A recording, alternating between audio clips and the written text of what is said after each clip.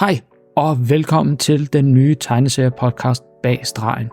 Jeg har længe haft et ønske om at lære de danske tegneserieskabere bedre at kende, og det har jeg gjort noget ved. Så kom med ud på tegnestuerne, til festivalerne og hvor vi ellers kan møde de her tegneserieskabere og blive lidt klogere på, hvad det er, der driver dem, hvad det er, de læser, og hvorfor det er, at de elsker tegneserier. Jeg hedder Arne Bæk Gunnarsson, og det her er Bag Stregen. I oktober måned havde jeg fornøjelsen af at mødes med en af amerikanske tegneseriers mest prominente navne. Hans tegneserie Scott Pilgrim er ikke bare en tegneserie, den har været videospil, den er blevet filmatiseret, den har såvel været et brætspil, og nu er den kommet tilbage på Netflix som en animeret serie. Bryan Lee O'Malley har været i branchen i rigtig mange år, og derfor så tog jeg en samtale med ham på et hotel i New York, hvor vi snakkede lidt om hans tegneseriekarriere. Vi var begge to lidt jetlagget, og det bærer interviewet en smule præg af. Men her er det, uredigeret, god fornøjelse. And I'm calling it Behind the Lines, Bag Stregen in Danish. Yeah. And as we talked about briefly, it's going to be like try to get an overview of the whole Scott Pilgrim and your career in 20 minutes. As fast as we can, yeah.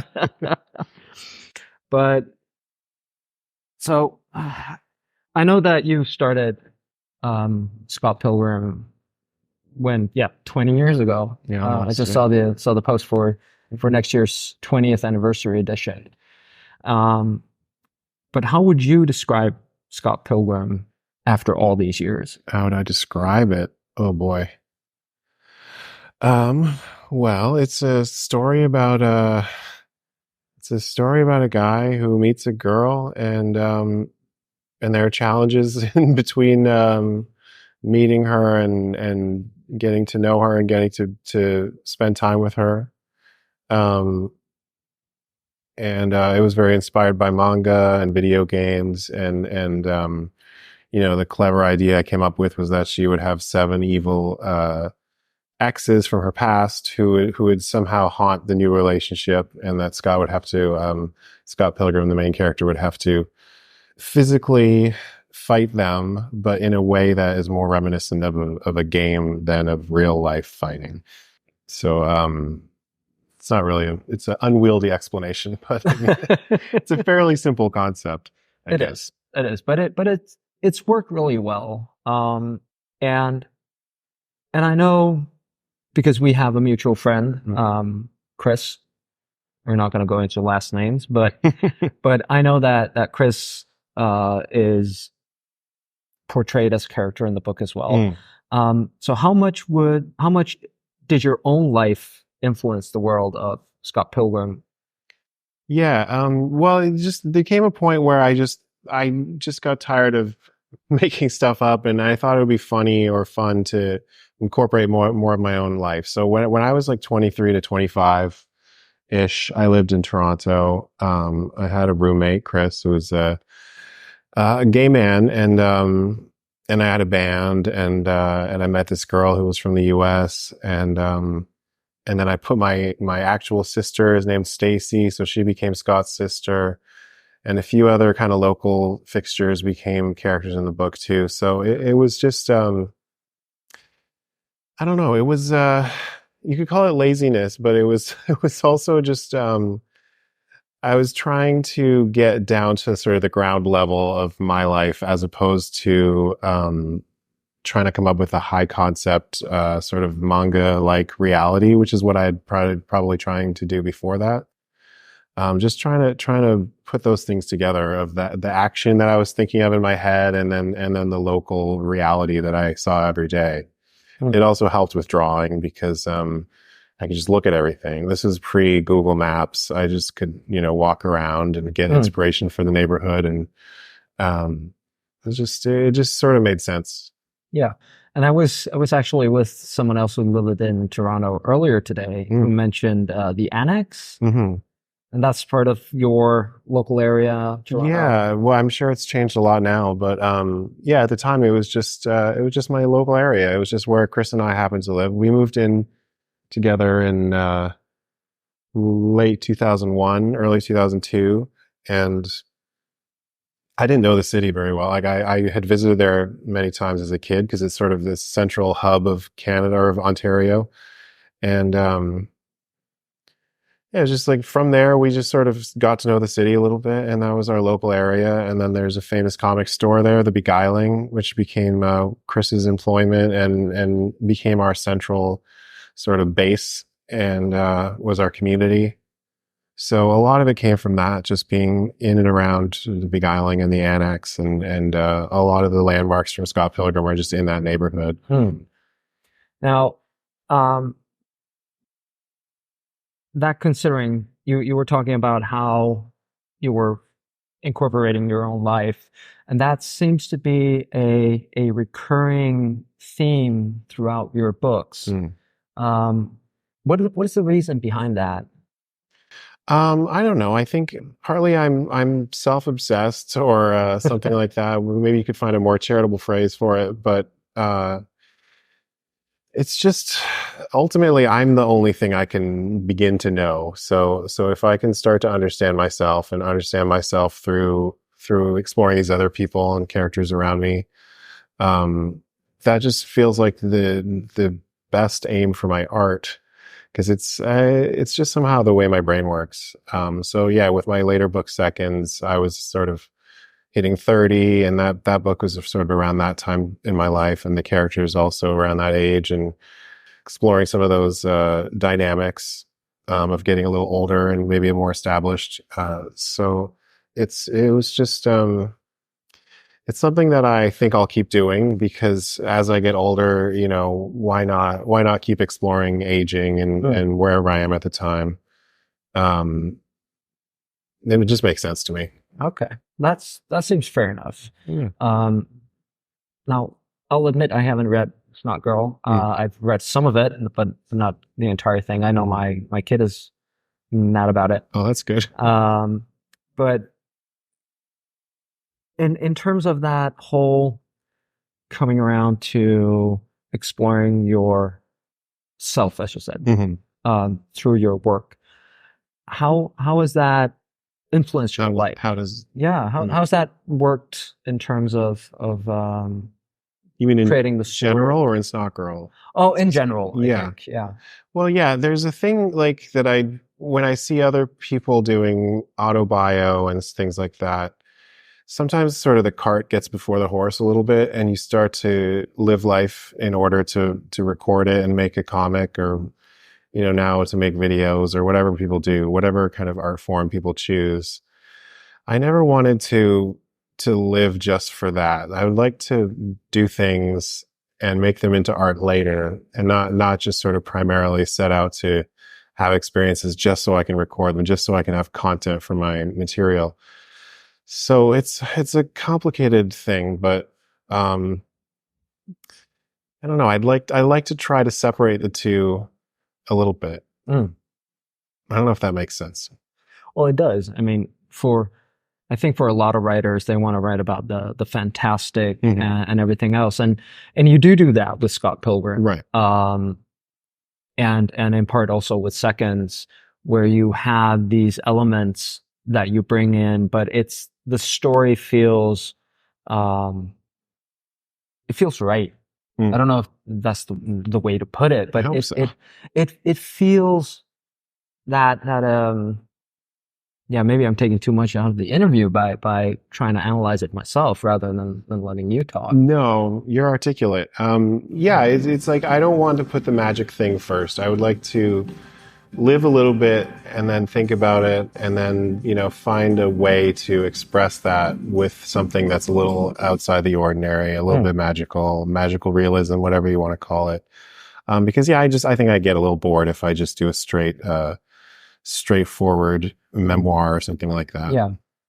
I feel boring, so I get that. Yeah. So in terms of Scott, who obviously now is at the top of everyone's minds with the Netflix show coming out,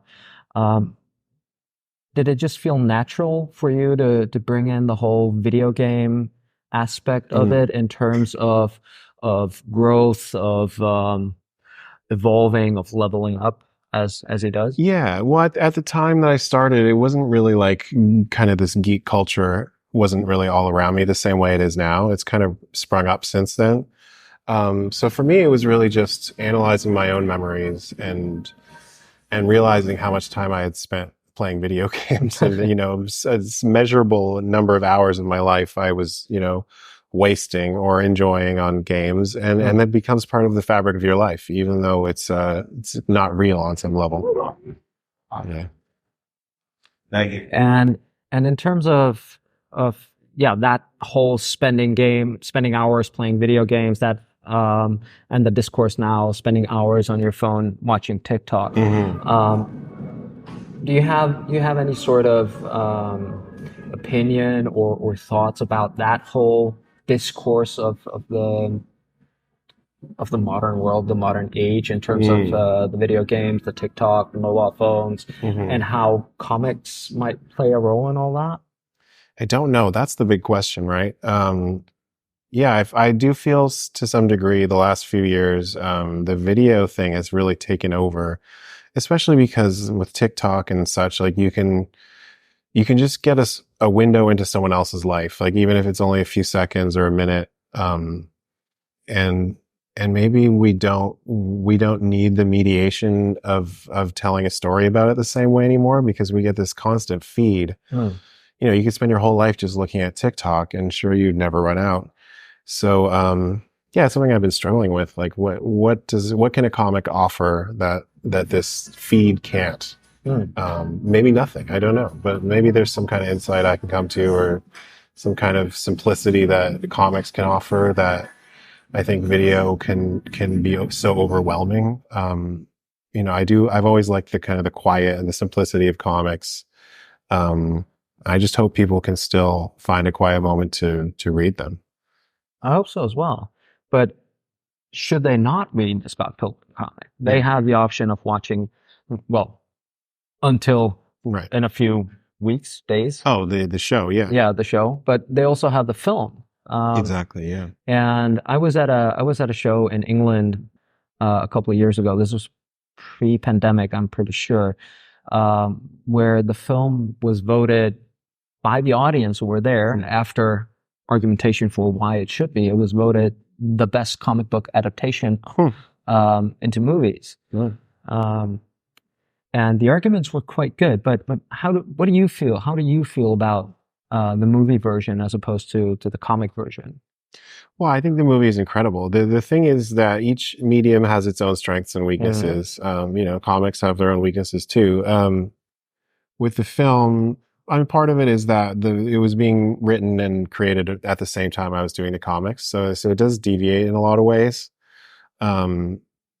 But as far as just being a movie, I think it's pretty. It's a pretty incredible achievement. You can do so many things I could never have done in the comics. The fights and the action and the quips and the jokes and the kind of the charisma of the actors. It's nothing I could reach in my own work, especially at that time. So it offers a lot, and I think it offers a lot of ways in and a lot of ways to kind of feel like you're a part of that world. And then now approaching the show, it's like, I know a lot of fans just want more, or they want it to be a more perfect adaptation of the book somehow. And I just, I don't know how to, I don't think you can achieve perfection.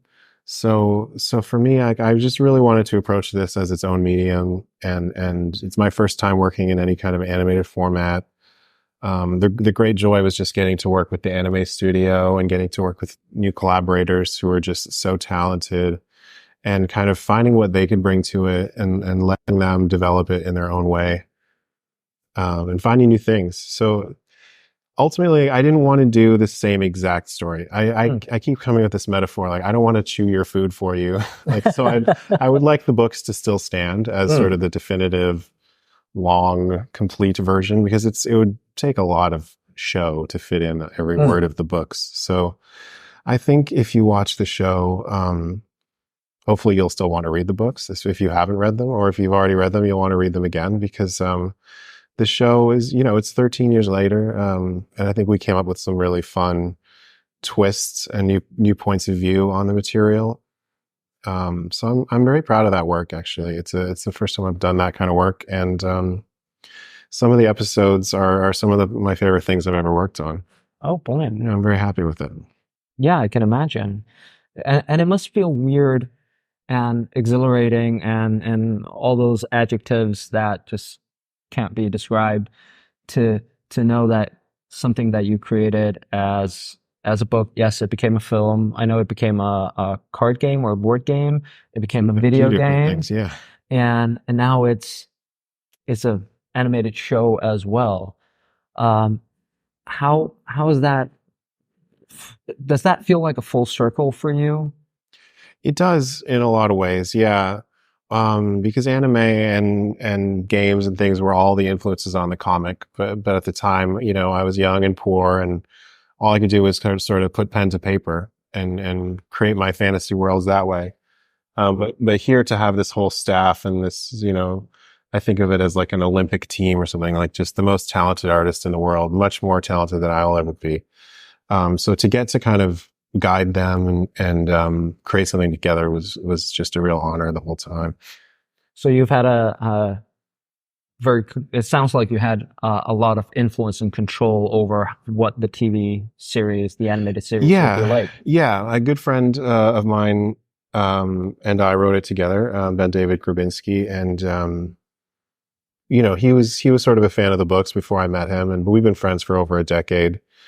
And we just had a really good rapport. I've never written with someone before, but we would just sit in my room, in my office, and bat ideas back and forth. And it was a really fun process. And then we scripted together, or, we split up the episodes, and then I would rewrite stuff and he would rewrite stuff. And then we would hand it over to the studio, and they would come up with, they were sort of like a black box. We would feed them the script, and then, weeks later we would get storyboards or something, right, and it would just blow us away every time. So yeah, it was really just, we worked really hard on the scripts, but then it was all about being open to the process and seeing what comes of the animators. Yeah, it must feel strange, weird even, to have that sort of machinery doing your work. Yeah. It's I kept saying Andy Warhol factory. That was sort of how I felt at the time. It was like, the art, sometimes I would joke, like the art would come in, it would be so beautiful, and I would be like, look at my new art. Like, just because, like, on some level I conceived it, and then it comes to reality and through a number of hands. And it's more than I could ever do by myself. So I really wanted to embrace that aspect of it. It's very different from doing comics all by myself. It's rewarding in a different way. Yeah. I'm sure I'm hoping to return to a new book soon. But yeah, it's been really fun. I can imagine. And I can imagine it must have been wonderful and, again, weird learning that the original cast of the film wanted to do the voices for the animated series as well. Yeah. We did this.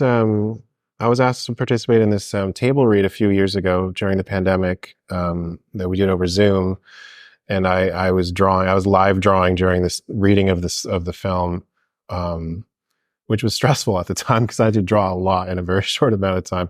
I practiced for it like it was sports, But I think that led to this because there was a great camaraderie in putting that together, because it was like putting a show together, even if it was for Zoom, it was pre-recorded. We all had to do it together. And, and then we've kind of been exchanging emails and things. And, we wrote a script, not knowing for sure that we'd get the cast. But once we asked, they basically said yes, thanks to Edgar Wright, like who's he put such a great cast together in the first place, and he has he just has a great energy and charisma that is something that I can't do myself. But I do get the sense that they respect me on some level, and it's been really cool. And I got to work more directly with them on this. We were in the room with them all the time doing the voices, and that aspect was really new and fun for me too. Yeah, I can imagine. I can only imagine because I wasn't there. Yeah. But with Scott Pilgrim coming full circle, and it having touched upon all the sort of themes that it had in terms of gaming, what does it feel for you knowing that after 20 years after you started work on it, that Scott Pilgrim is still a relevant book, it's still a relevant story? Yeah, it's pretty stunning. Yeah, people keep coming up and saying, my 13-year-old loves it, which is, they weren't even born when the movie came out at this point, which is very intense to think about. But somehow it still resonates. I think something about comics, I think I learned this from Scott McCloud, but just sort of the open nature of comics and the simplicity of it allows people to project themselves to some degree. And then I think in the opposite direction, like the specificity of Toronto and the locations and the youthful lifestyle that I was trying to portray, I think that still appeals to people and around the world somehow, which is pretty magical. It is. I was just rereading it on the flight over. Oh yeah. Yeah. It was a long flight. It is a long flight coming over from Denmark. Now, if we move, the jet lag coming in here. If we move away from Scott for a second, or for the rest of our talk, you've also done Seconds, and you've done End of the Road. No, that's not the way. Lost at Sea. Lost at Sea. And then there's Snot Girl. But I was reading actually Seconds for the first time on the plane as well, and there was just something about it that really grabbed me. What was it that led from Scott to Seconds? I think it was partly wanting to do like a proper graphic novel, something that was designed for that format, and then also exploring influences that I didn't really get to with Scott, like European comics, Blaine and Sfar and that sort of whole school of French, Franco-Belgian stuff. And sort of like fairy tales and fables that I grew up with, children's sort of literature, and then also marrying that to being 30 and also to my time working in a restaurant. So, I mean, I worked in a restaurant around the same time I was working on Scott Pilgrim. Okay. So it was something I kind of had in my back pocket. Like one day I've got to do a restaurant thing. It was just because a restaurant becomes its own little world, its own little community. And then the other thing is just sort of places, spaces, architecture. That's something else I've always been fascinated by. So creating this sort of self-contained world within that restaurant was a really appealing project. And I'm still pretty proud of it. It's almost 10 years old now. But I think it holds up decently. And he was also the first one I created in color with Nathan Fairbairn, my faithful colorist, who also colored Scott Pilgrim after the fact. So that was a fun process too. So I mean, and also I worked with other assistants on that book, and that maybe that helped me prepare for this larger collaboration with the Scott Pilgrim show. I have relatively good feelings about it. I haven't read it in a few years. But I think what I did there was okay. It was different. I would try to do something different, and people seem to respond to it. It's hard for me to rate my own work or to even really go deep on it. But I tend to just sort of leave it in the drawer after it's done. Obviously, I had to revisit Scott Pilgrim, but I mean, to be honest, like once we started writing the scripts for this TV show, I pretty much put the books away after the first day. I just didn't want to be too beholden to them. Okay. But how about then going from doing your own thing with Seconds and Lost at Sea to more collaborative work in terms of Snot Girl? Snot Girl, yeah. Where you are the writer, you have an artist doing the work. Nathan was on colors on that one as well, right? No, not Nathan on that one. We had a few different colorists so far. But what was it like for you abandoning the art process? difficult, increasingly difficult. But that was Snot Girl is really inspired by Leslie's art, Leslie Hung's art, and she she just has her own magic with her work, her visual stuff, and we just were friends, and we were chatting, and eventually a story sort of started to form. But Snot Girl it's very exploratory. It doesn't really have too much of a goal in mind. It's very character driven, and then it went on a long hiatus, unfortunately, when the pandemic started. So we're trying to get back into it. But yeah, I realized like I'm not super good at scripting comics for some reason. I think I'm not a very good visualizer, and I tend to figure that out when I start drawing. So I think I struggle a bit with ideation, I guess, on the scripts, and just sort of finding the balance of how much to describe and how much to leave to her. Cause when I write for myself, it's very open, and I just tend to cross out half my script and just figure it out on the page when I'm drawing. So I thought I would learn a lot from scripting, and I think I did. I think I applied a lot of that knowledge to scripting this show, which is a surprisingly similar format. 22-minute TV show is very similar to a 22-page comic in terms of how you write it. Okay.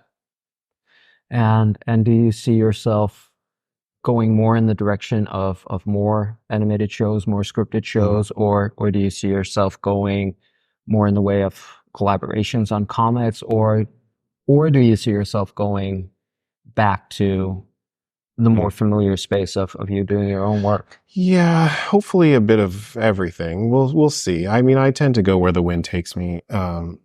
But I think after doing the show with so many moving parts, doing another comic by myself really appeals to me. And also I owe my publisher a comic, so I better get to work. I've had this book sort of stewing for many years, and hopefully that'll come to fruition soon. But as I get older, drawing is not as easy as it once was. My eyesight changes, and my there's pains and aches in my body that I never had before. So it's not always fun, but it is rewarding, I think. I just think the graphic novel format is such a challenge. It's such a huge hurdle to sort of do a work of that size. I always wished we could be more like Japan and have sort of more of a serialized, have a place to serialize stories. We don't really have quite that in America. I could do individual issues. It just doesn't feel the same. Okay. And in terms of if we were to think about how we're gonna wrap it up, I know that in terms of the art style, you're manga inspired, but it's not manga. So what was it? How would you describe your own art style in that way? It's really just what I can do, what my hand will let me do, what my brain will let me do.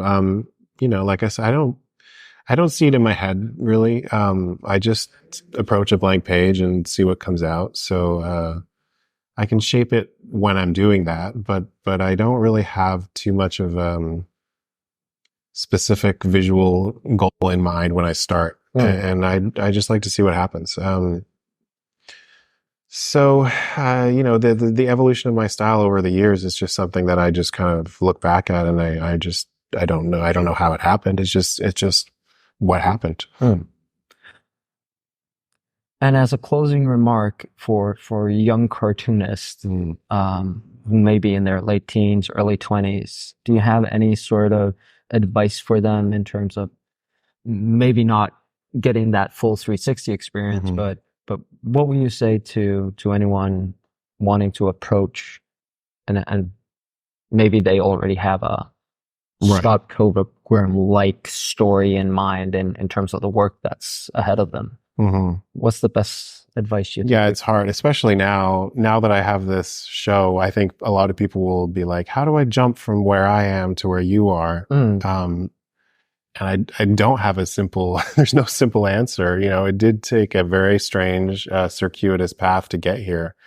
So all I can say is, that you have to get good and keep trying to impress yourself, keep trying to improve and try to tell us a good story. The main goal of comics is just communication. And I think as we have so many more methods of communication, maybe sometimes the hardest thing is figuring out what you want to say. So if you can figure that out, I think you've kind of got half the battle already.